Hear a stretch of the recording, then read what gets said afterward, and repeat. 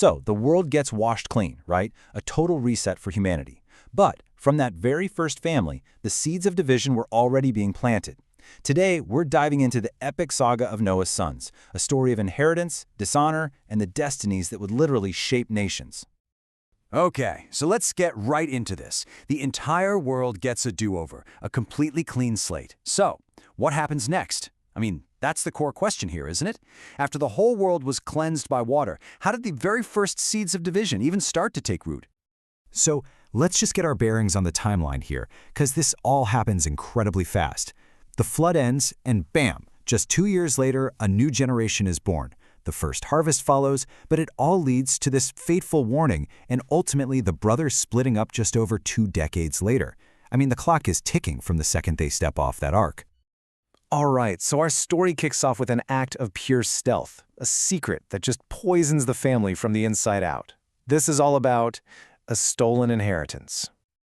Now you got to pay attention to this slide because it lays out the core of the whole conflict. First, you've got Shem. He's the calm, disciplined firstborn, a man of order and reverence. Then there's Ham, energetic, impulsive, and his ambition is practically radiating off him, you know? And finally Japheth, the contemplative one. Quiet on the outside, but there's a storm of envy just brewing under the surface. 3 brothers, 3 totally different energies. It is a perfect storm just waiting to happen. And this is where the fracture begins. In this quiet moment of rebellion, Ham steals the ancient garments of Adam and Eve from his father Noah. And look, these aren't just clothes. They are a symbol of authority, a direct connection to the very beginning. By taking them, Ham is secretly seizing a legacy he feels he deserves, creating a division his brothers don't even know exists yet. But, before that secret can just explode into the open, there's this brief moment of peace, of real hope, a time of renewal, and it's all centered around the first harvest on Mount Lubar. And this wasn't some overnight thing. Noah, now a farmer, gets to work planting vines on the mountain. It takes 4 whole years for fruit to even show up. He harvests, makes wine, and then waits until the 5th year to hold a feast. It's a whole process of patience and dedication, a return to the natural cycles of the earth. In this scene, it's just a moment of pure celebration. It's the sacred feast of the first fruits. You've got burnt offerings, an ox, a ram, sheep, incense rising up to the heavens. The whole family is rejoicing together, drinking this new wine. For just a moment, it looks like a perfect new beginning. But we know what Ham did. That hidden resentment is just simmering right below the surface. And now, we come to the turning point. The celebration's over, night falls, and that secret tension finally erupts. This is the moment of dishonor in the tent. The source material here is so stark and powerful. In the evening, Noah went into his tent. He got drunk, lay down and fell asleep, and as he slept, he was uncovered inside his tent. I mean, think about it. The patriarch, the savior of humanity, is exposed and completely, utterly vulnerable. And right here, this is where their true characters are revealed in one single, explosive moment. Ham sees his father's vulnerability, and instead of protecting him, he sees an opportunity. He rushes out to mock him, to expose his shame to everyone. But Shem and Japheth, their reaction is all about honor. They grab a garment, walk backward so they don't see their father, and they cover him with reverence. It is the ultimate contrast.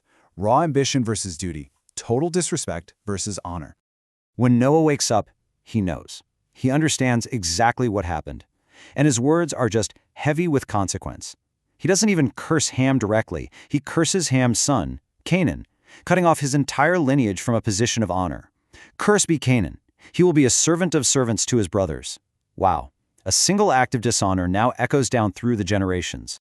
And for every action, right, there's a reaction. While one line is cursed, the others are blessed. Shem's line is blessed with this direct connection to God, and Japheth is promised enlargement, room to grow. Their act of honor literally secured their destinies, setting them on a completely different path. But this whole family drama, it's not just about them. Noah uses this moment to deliver a final, chilling warning, connecting their personal choices to the fate of the entire world. He reminds them why the flood happened in the first place. He talks about the Watchers, the celestial beings who in some texts broke their divine purpose and corrupted humanity. This led to this chain of violence, a world just consumed by bloodshed. What he's telling them is, this isn't ancient history, guys. The same forces of corruption, the same potential for division, it's at work right now, right here, among you. And so he gives them a blueprint for survival, a set of rules. Bless your creator. Honor your parents. That's a direct response to what Ham did. Practice justice. Cover shed blood, which is this powerful symbol for respecting life. And offer the first fruits, a sign of gratitude. These are supposed to be the pillars for a new, righteous world. So the warning is given. The curse and the blessings are spoken. And now there's nothing left but for the brothers to part ways. 3 sons, 3 totally distinct destinies. And this slide really shows that final physical separation. Ham, furious about the curse on his son, just leaves. He builds a city to the south. Japheth, spurred on by his own jealousy, builds one to the west. Only Shem stays near his father, building to the east.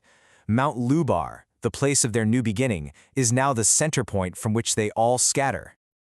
So from one family, 3 paths are forged. 3 cities literally rise from the raw earth, not as one united kingdom, but as separate branches of a great tree, each one growing in its own direction, each one destined to become the nations that will shape the future of the entire world. Which kind of leaves us with this final question to chew on. A single act of disrespect, a single act of honor. From those 2 tiny moments, entire destinies were charted. So, when a destiny is forged by a single choice, can that path ever really be changed? Something to think about.